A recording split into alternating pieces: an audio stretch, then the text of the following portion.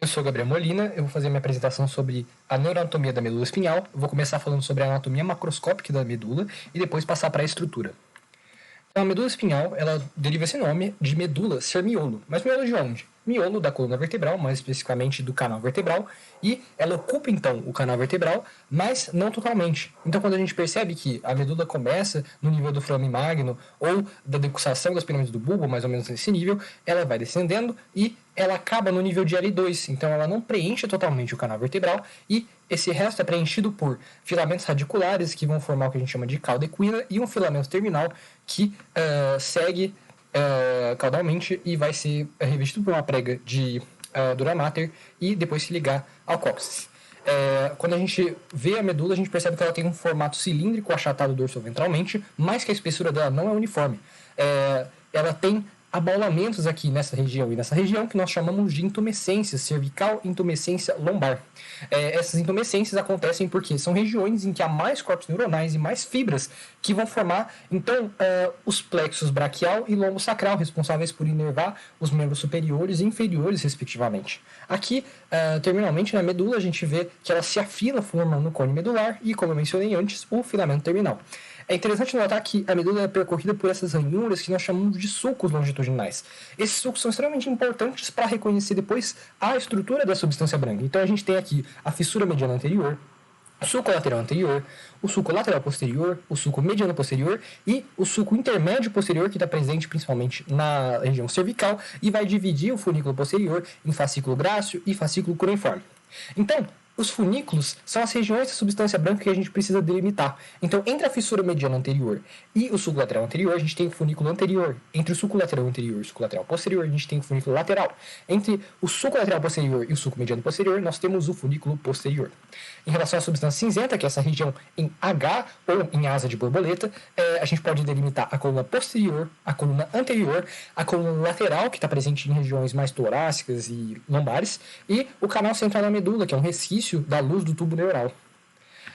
Observando os sulcos laterais, a gente percebe que eles emitem esses pequenos filamentos nervosos, que nós chamamos de filamentos radiculares, que eles vão se condensando em seu trajeto, formando uma raiz ventral motor e uma raiz dorsal sensitiva, com um gânglio espinhal. E após esse gânglio, eles se unem para formar um nervo espinhal. E por que isso é importante? Porque os nervos espinhais vão delimitar os segmentos medulares verticalmente. Então, um segmento medular, por definição, é um segmento que emite um par de nervos espinhais. E com isso a gente tem 8 segmentos cervicais, 12 torácicos, 5 lombares, 5 sacrais e 1 coccígeo.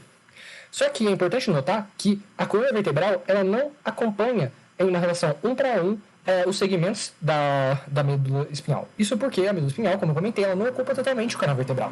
Então, se a gente olhar, por exemplo, a região em T2, o segmento T2 da medula não vai estar posteriormente a ela. E sim outro segmento, T4. E por isso a gente tem uma regra em situações de trauma que a gente usa para determinar se há um trauma da vértebra, qual segmento medular foi lesado e qual perda funcional deve ter acontecido por causa dessa altura de lesão. E aqui a gente tem essa regra que eu não vou ter tempo de explicar, mas ela está aqui descrita.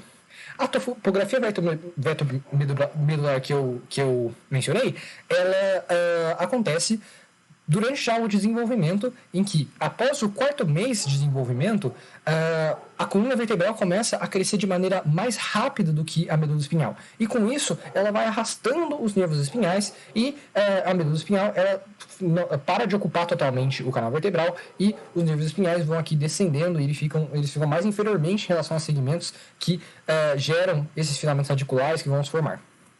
Em relação à estrutura da medula espinhal, aqui eu vou discutir a regionalização e as funções da substância branca e da substância cinzenta.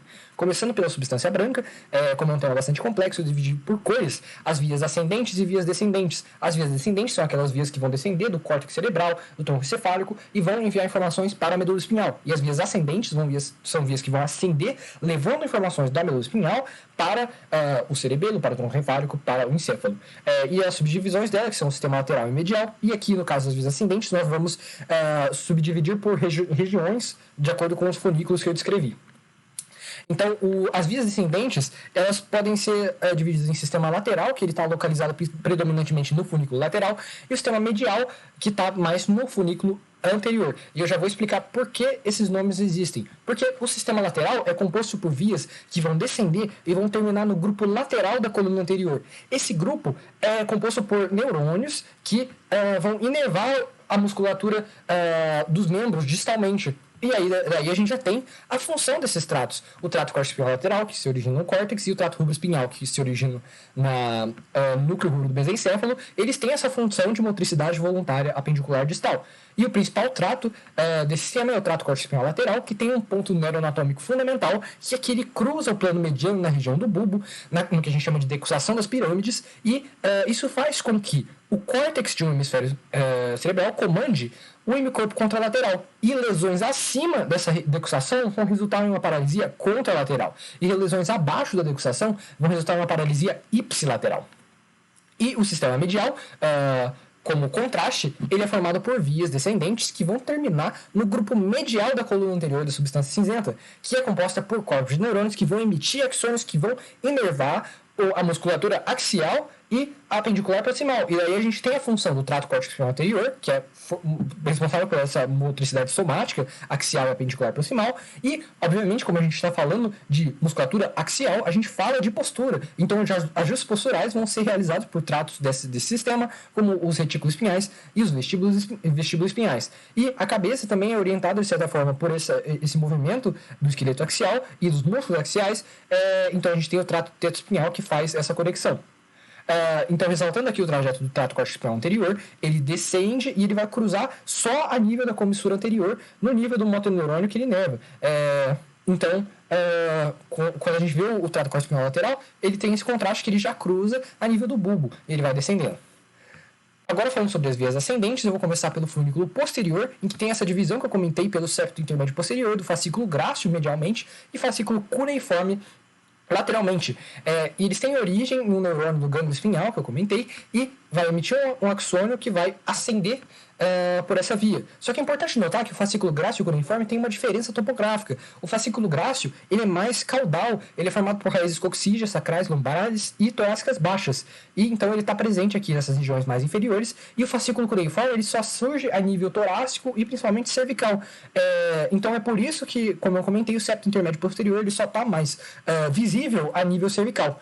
E as funções são extremamente importantes, como a própria percepção consciente, que é reconhecer as partes do corpo e o movimento do corpo conscientemente, tato discriminativo, que é a discriminação de regiões diferentes de toque, sensibilidade vibratória, estereognosia, que é o reconhecimento da forma do objeto de acordo com o tato. O funículo anterior, que é formado pelo trato espinotalâmico anterior, ele tem origem em neurônios da coluna posterior, que vão emitir esses ramos que vão cruzar a comissura branca e ascender, e as funções deles são tato protopático e detecção de pressão.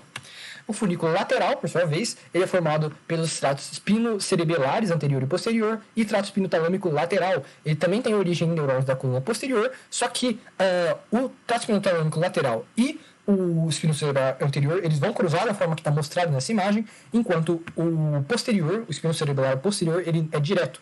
As funções são bastante importantes desses tratos. O trato espinotalâmico lateral é responsável por sensações de temperatura e dor, e os tratos espinocerebelares eles são responsáveis por propriocepção inconsciente. Isso faz sentido, porque eles vão mandar informações de propriocepção, ou seja, das regiões do corpo, suas relações, para o cerebelo, e isso é importante para a função cerebelar de equilíbrio e postura. Agora, por fim, falando sobre a substância cinzenta, a gente já discutiu esses temas como os grupos laterais e medial na coluna anterior, que são responsáveis, respectivamente, pela motricidade apendicular distal e motricidade apendicular proximal e axial. E a substância gelatinosa, que está presente na coluna posterior, ela deve ser ressaltada porque ela é chamada de portão da dor, que é um portão que regula os estímulos dolorosos que vão chegar aqui ao sistema nervoso central. Essa foi a apresentação, eu agradeço a atenção.